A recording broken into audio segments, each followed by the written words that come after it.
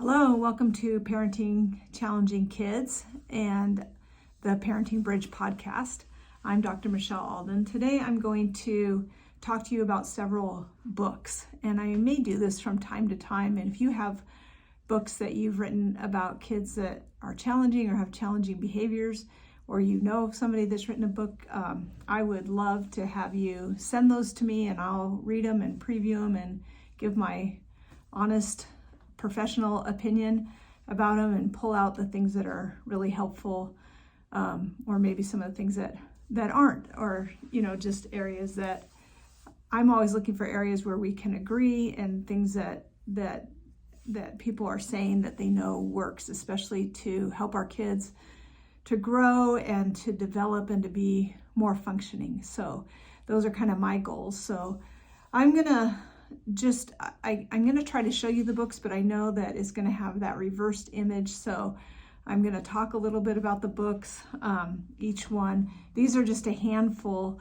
of books that I really like. It's not by any means the full extent of my library. I have a lot of fun reading books about parenting and kids, and I've been reading parenting books since I was really young. I started reading parenting books, I think, about 6th grade. My mom had a whole bunch of parenting books on the bookshelf, and I thought it was fascinating to just learn more about families and how it's supposed to work.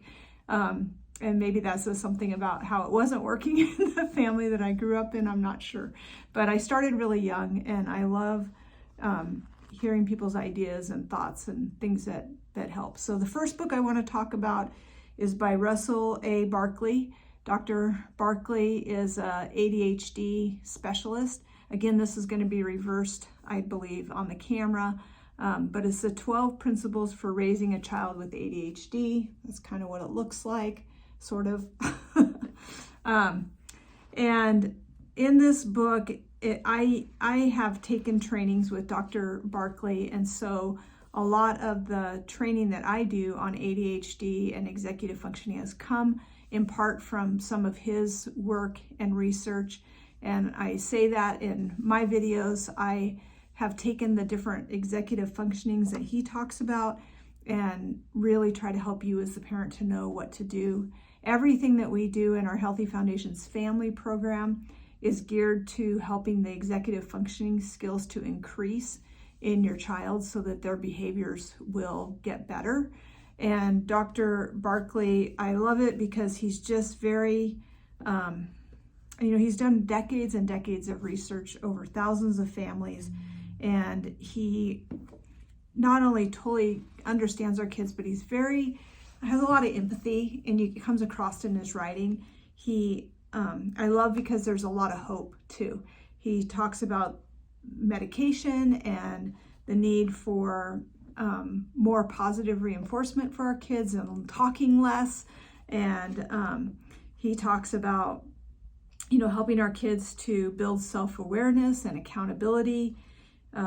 He talks a lot about mindful parenting and really helping you as a parent to understand that it's not their fault. They're not doing this to you. And he just gives a lot of really practical advice and just ways to be proactive. I love his problem-solving skills, and there's some things that he talks about that I talk about being organized, about having structure, and how important safety is. So that's the 12 principles for raising a child with ADHD, and it's just a great book. Every chapter he talks about the different keys of success and how to really pay attention to your child's behavior and not just be frustrated with that. And he's just great. Like I said, I've done a lot of his trainings, and I gain more information every single time.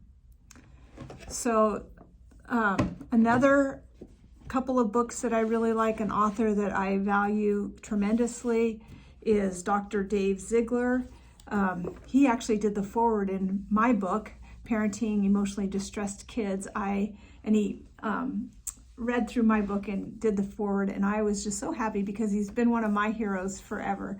He started Jasper Mountain in Jasper, Oregon, and it's still continuing to this day, although he's no longer a part of that.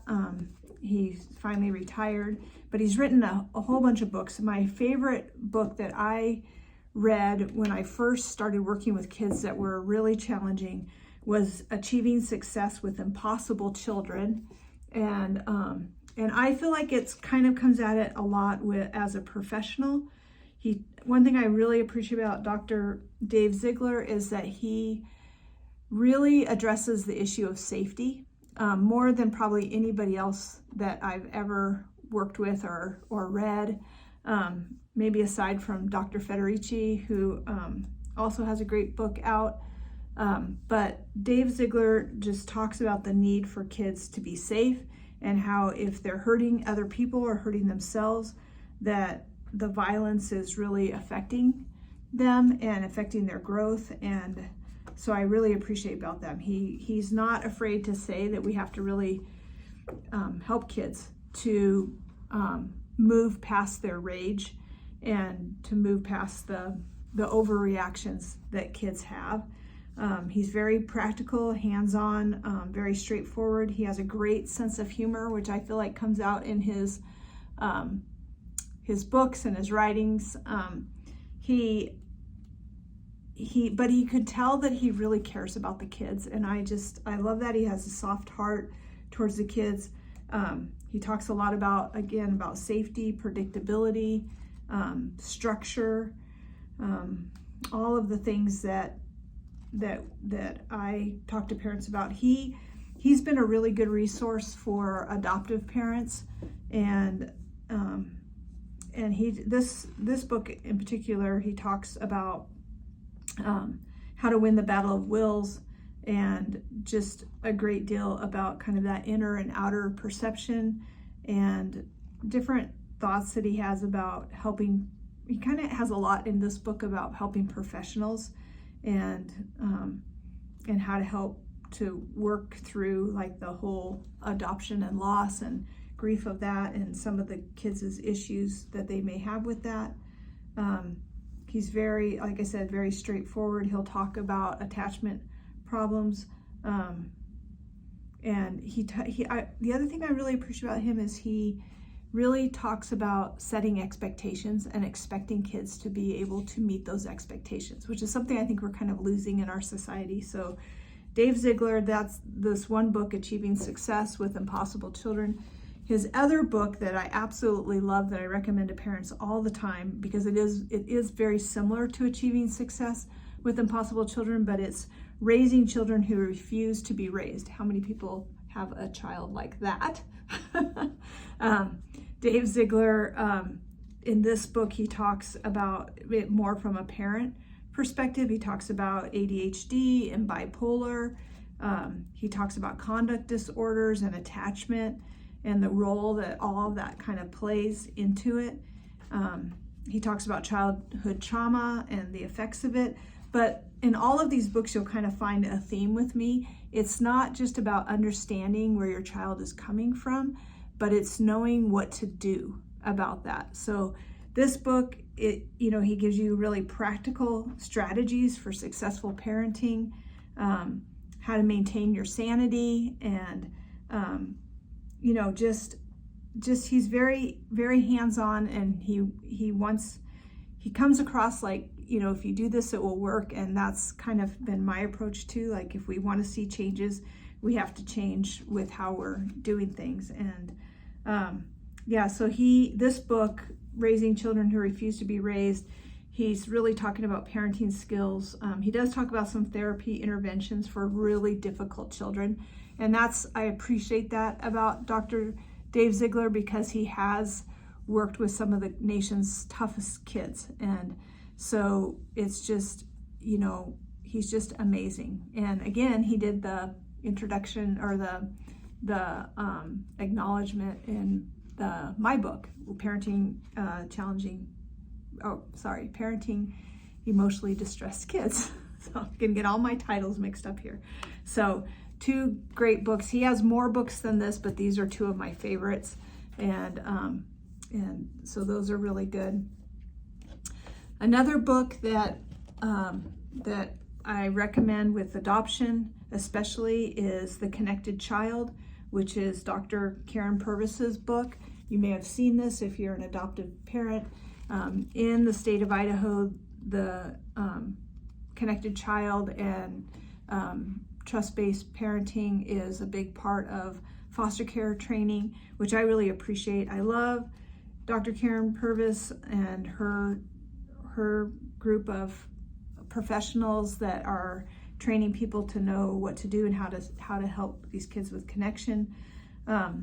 I feel like a lot of what I've found anyway, with parents that have read her things and are trying to do the things that she has said, is that there's a little bit of a disconnect on how to actually do it. I love the stuff that she talks about with nurturing and connecting language. In our program, we use a lot of the same things, like try that again. Are you asking? Are you telling? Different things that you'll see that's in Karen Purvis's book. I used to actually teach a parent support group based off of this book, and it was great. The workbooks had like a week-to-week thing, and from there we talked about a lot of different things, because I feel like what really is missing with the Connected Child is the application of it. That's why I do what I do, where I coach parents and work directly with you, because you can read a great book like this, any of these books, and you're going to get a ton of ideas. But doing it in that moment when the child is screaming or having meltdowns every single day and you're wondering if you're going to have to call the police, is so awesome to have a parent coach with you to teach you how to work with that. But again, Karen Purvis is just great. David Cross has, I believe, taken over most of the Institute of Childhood Development, and and all of Karen Purvis's TBR, I think it's TBRI, trust-based intervention. But she just, I love her approach. I used to watch her videos all the time because she was very quick, like 5 or 10 minute videos, and she could give help right away. I have had a lot of parents feel like it worked and is more geared towards younger children. And I would say that's probably true. And so a lot of parents come to me and they've had this background of knowing about the Connected Child and how to build that attachment. But then as the child gets older, they're kind of lost on what to do and how to do it. So I like to use her material. I feel like everything that we do in the program is really based on building that trust and that parent connection with your child. It just doesn't seem like it at first when we're making things so much structure and all of that, but that is because that's what all the other experts, all these other books are going to tell you the same thing, that your kids need to have structure, that you need to have a schedule, that you need to have a plan. And another piece of that is because when you have a plan, when you know what you're going to do, it automatically puts you in charge, so that you're not having to tell your kid that you're in charge. You are in charge because you are the one that has the plan. And kids with ADHD, with insecure attachment, with attachment disorders, all of that, they need that structure and they need someone to be in charge, even though with all their other things, their conduct disorder, their ADHD, their impulsive negativity, they're going to fight against that. They really need you to hold the line. And all of these books are going to tell you that. It's just knowing how to do it in the moment. So I recommend that you read a lot of books and get ideas. And what I did, even when I was developing the program, is very research based. I started developing it towards the end of getting my master's, and then developed it even further as I got my doctorate. And it was a lot of research on what works, like what works with kids in residential, why does that work, and why does it not last when they get home. And then it was a lot of taking ideas from these different books and writing them down, and I saw all the common themes. Like, we're not looking for the exception to the rule of like, well, this person over here said to do this and this person over here said to do that, and that they're opposite. We're looking at what the professionals are telling you that is similar, especially the brain guys. Like Dr. Ziegler is a brain guy. He understands the child's brain. So does Barkley. and so does Dr. Federici, and so does Dr. Bruce Perry. So those are, you're going to find some common things in those books because we really want to help their brains to grow and develop so that they're not completely dysfunctional their whole lives. Because you know, and this is probably your fear as a parent, that as your child gets older, the things that they are doing and the problems that they're causing are going to have some pretty grave consequences if we don't get a hold of them. So again, the connected child, very good basis for really understanding, building trust and connected language. You may think that you have built trust and that your kids should just trust you, but if your child comes from hard places, you find out that they don't have that trust. I think you can see it in the fact that they won't let you be in charge, and that they are not able to, at this point, to be able to just do what you are telling them to do. One last book, well, like I said, not the last book, but the last one we're going to talk about today is a book called Detached: Surviving Reactive Attachment Disorder. This is another adoption-related book. A lot of the clients that I work with are adoptive parents. That's why I started the program, but over the years I've used the program with lots of kids that are wired differently, neurodiverse kids, ADHD, but I love working with the family. I love working with you as the parents because I want your family to be able to stay together, and adoption is a really big part of my heart. Because I am an adoptive mom, because I was an adopted child, I really want to see families be able to work and overcome, and you to be able to help your child's brain to heal, and for them to be able to integrate their trauma in a way that they are able to move forward in their life. And I really feel like that's probably what you want as a parent too. So Detached, this is a personal story. Jesse Hogsett gave me permission to use different parts of this. He's got some great ideas. Number one thing that he talks about is how important safety is. In fact, he even says safety is first. I cannot stress this enough. Many kids with reactive attachment disorder only know anger and abuse, and they're going to lash out when they get upset, even if it's only to get attention. And he talks about, kind of practical solutions, suggestions. Talks about hope in the future. He's just very kind of where the rubber meets the road kind of stuff. He tells his own story, and it's tough. He really had a hard time, and as an adult, he's able to see this is what he put his parents through, right? Which is also another thing we hope for, is that our kids will be able to be like, oh, I see, you were there for me all along. I just couldn't accept that. But I just love how he gives the practical solutions. He did go to residential treatment for a while, and he talks about how important that was for him in moving forward and moving on into the real world. So he just does a great job of kind of bringing it full circle and being able to go back into his adoptive family. And great book. I haven't heard anybody talk about it in a long time, but it's just been a terrific book. Like I said, it has lots of practical ideas. He talks about consistency and following through, but then he talks about exactly how to do that. And that's my thing, right? It's I'm not going to just tell you what needs to happen. I'm going to tell you how to make it happen. And Jesse's book is a lot like that too. It's a quick read because it is mostly his story. He continues, I believe, to this day to work with kids that have attachment disorders, working in group homes, and kind of sees that as his life mission.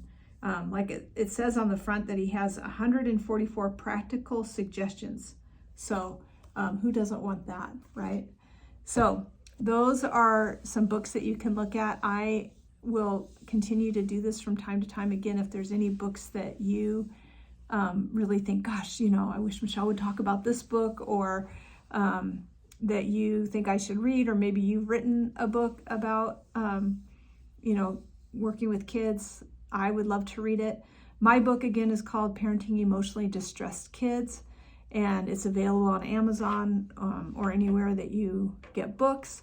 And it can help you also to build a bridge to better behavior. A lot of parents I'm getting a lot of good feedback about the book and how it's helping. And then we have some downloads that you can get once you've read the book or gotten the book. And again, I just want to remind you that you can get practical help in real time if you join our Playroom, which is our coaching group, my coaching group. Parents can come in and then I can coach you individually on what issues are happening, or you can just listen to other parents getting coached. It's been great. So look below and get the links to the Playroom, or you can go right away and go to parentingchallengingkids.com and see what you need to do. One more thing, there's going to be a webinar coming up on September 19th about back to school struggles.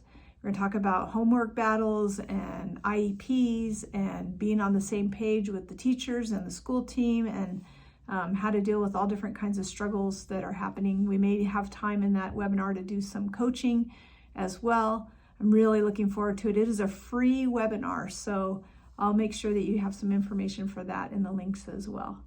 All right, talk to you later.